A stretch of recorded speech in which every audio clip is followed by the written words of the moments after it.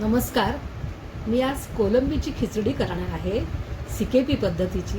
ती अगदी घराघरात आवडीने लोक करून खात असतात. तर मी माझ्या पद्धतीची तुम्हाला आज खिचडी दाखवणार आहे.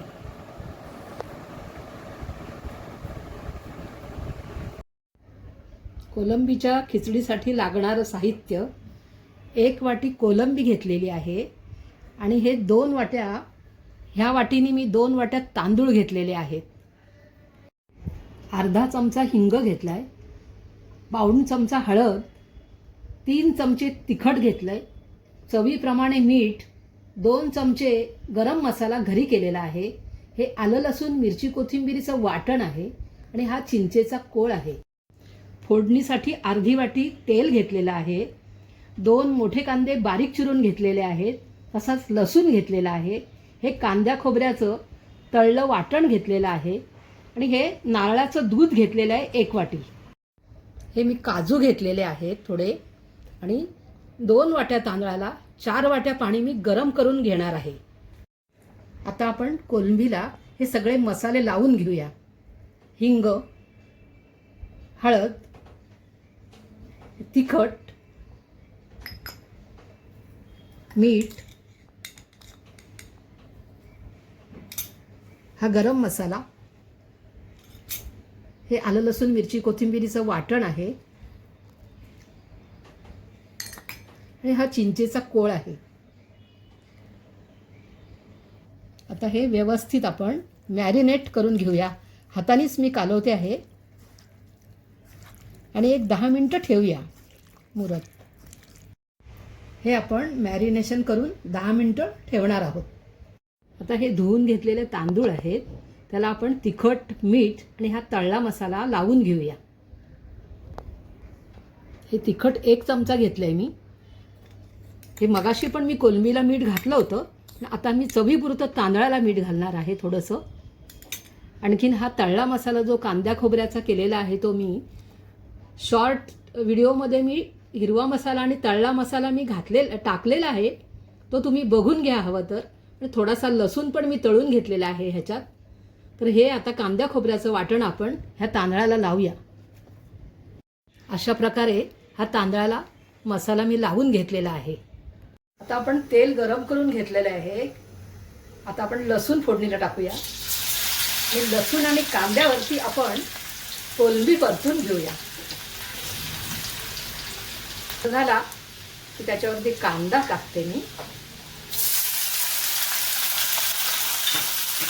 कांदा परतून घेऊया आणि मग आपण कोलंबी टाकूया त्याच्यावरती. कांदा छान परतून असा मऊ झालेला आहे. आता आपण त्याच्यावरती ही कोलंबी टाकूया.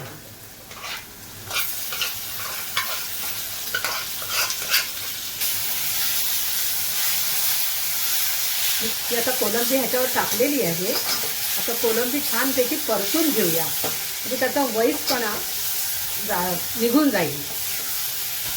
आता कोलंबी अशी परतून झालेली आहे आणि बाजूने असं तेल सुटलेलं आहे. आता 1-2 मिनिटात आपण ही बाजूला करून ठेवूया आणि तांदूळ फोडणीला देऊया. आता मी भांडं गरम करायला हे ठेवलेलं आहे. त्याच्यामध्ये आता हे तेल घालून घेऊया. थोडं तेल मी कोलंबीला घातलं आणि थोडं तेल आपण तांदळासाठी घालूया आणि तांदूळ पण आपण परतून घेणार आहोत.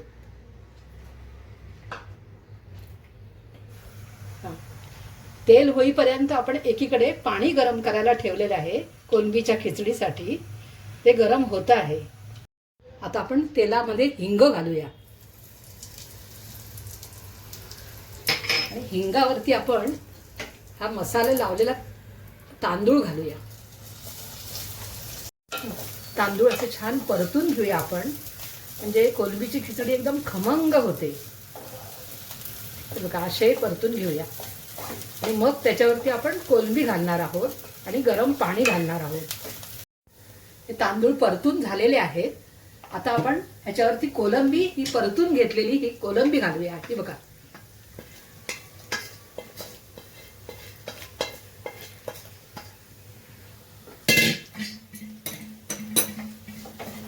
आणि हे दोन्ही असं व्यवस्थित परतून घेऊन लागलीच गरम पाणी घालूया.